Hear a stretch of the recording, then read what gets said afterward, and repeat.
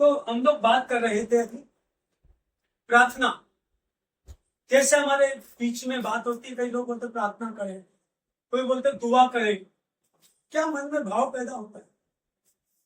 आओ एप्पल खाएं, क्या भाव आता है? कुछ दिखता है? एप्पल दिखता है? इच्छा नहीं जागृत होती? एप्पल, हाँ ऐसा एप्पल है, जागृत नहीं होती है। आपने सोचा ये ऐसा एप्पल होगा, और इमेज बनाते हैं उसके जानना। अगर काले रंग का एप्पल होता,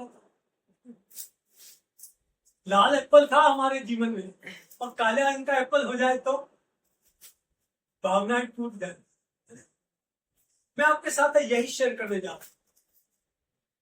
प्रार्थना क्या है? What is the meaning of prayer? क्या है प्रार्थना? What is the difference between प्रार्थना एंड भक्ति? What is the meaning of प्रार्थना एंड सत्संग? What is the difference between प्रार्थना एंड सत्संग? यू नो क्या होता है प्रार्थना? बात करते हैं और सत्संग में ईश्वर अपनी बताता है। कहाँ से बताता हूँ? तो खिचड़ी को बोल प्रार्थना होती है जो हम अपने मन में रखा हुआ चीजों को Yes. हमें प्रकट करते हैं।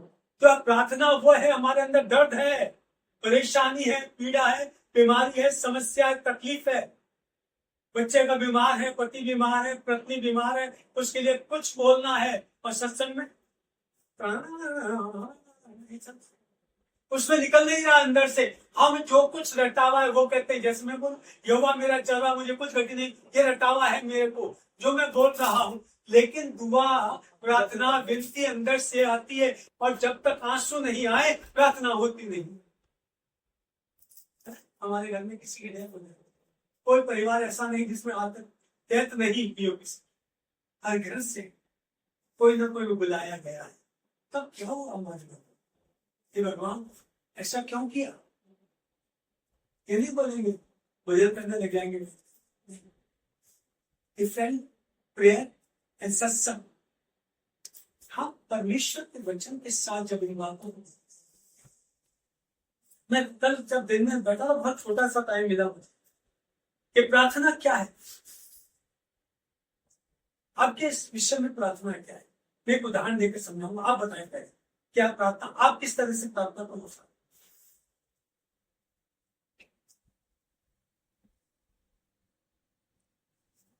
इसी तरह से जैसा आपने बताया ना, अपनी पीड़ा परमेश्वर को बताना, अपना दर्द परमेश्वर को, कोई गंदी परेशानी है वो परमेश्वर के सामने रखना, क्षमा मांगना। क्षमा मांगना, ये पॉइंट अलग है। ये प्रार्थना के पॉइंट है।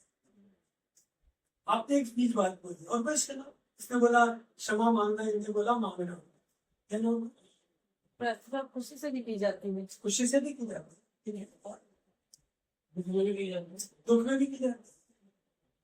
प्रार्थना सिर्फ मांगना नहीं है। ये परमेश्वर मुझे जांच कि मेरे में कोई घटी कमी तो नहीं है, पहले मुझे तो जांच ले, मेरी तो परीक्षा हो जाए पहले।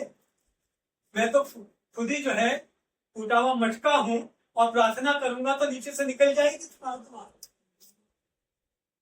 हम किस तरह से, आप एक छोटी सी कहानी के द्वारा, एक परिवार था, नई नई शादी हुई थी, 9 महीने के बाद में उसमें एक बच्चा पैदा हुआ। बच्चा पैदा हुआ, सांस नहीं चल रही थी, सांस नहीं चल रही थी। डॉक्टर ने देखा, डॉक्टर ने देखने के बाद में बोला इसको मतलब कुछ नहीं, इसको वेंटिलेटर पर रख दिया। छोटा वेंटिलेटर होता है, उस पर रख दिया। बच्चे की दादी आई, रो रही थी, बच्चा पहला पोता हुआ था, और वो भी डॉक्टर कहते हैं तो अपनी बहू के पास खड़ी, उसके सर पर पता नहीं उसके मन में क्या आया, वहां खड़ी खड़ी प्रार्थना कर रही थी। क्या प्रार्थना करी थी वो जाने, हमें नहीं मालूम। ये उसकी परिस्थिति की प्रार्थना थी जो कर रही प्रार्थना की। फिर वो वहां से चली। डॉक्टर से बोला, डॉक्टर साहब मैं अपने पोते को देखना चाहूंगा। डॉक्टर ने बोला नहीं देख सकते। कंपाउंडर से बोला तो वहां पे गेट पे लगा। उसने बोला एक सेकंड का टाइम दे। उसने एक वहां से तिनका उठा दिया बाहर से। तिनका बताएंगे तिनका क्या है। तिनका उठा लिया और तिनका हाथ में से घुमाते बहुत अच्छे। उसको नहीं मालूम था तिनका क्या। जा करके बच्चे के पाँव के पास खड़े होते, छोटे छोटे से दो पाँव देख रही थी। मेरा पोता। उसने दुआ करी और तिनका उसके पाँव के नीचे की पगतली में से चलाया और बच्चे के अंदर एक सिर से धारक पैदा हो गई। भाग करके आई, मेरा पोता जिंदा है। इसको जिंदा क्यों दिया? इसकी प्रार्थना के साथ उसने प्रैक्टिकल किया। उस बच्चे के पांव के ऊपर लगाया।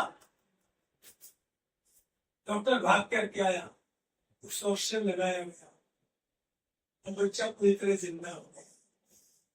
अब तो ऑक्सीजन नहीं देता। और हमारे जीवन का ऑक्सीजन प्रार्थना है। ये प्रार्थना मेरे आपके जीवन के लिए एक विशेष अवसर लेकर के आती है। मैं कुछ चीजों के अंदर जर्नली होकर के बात हर बात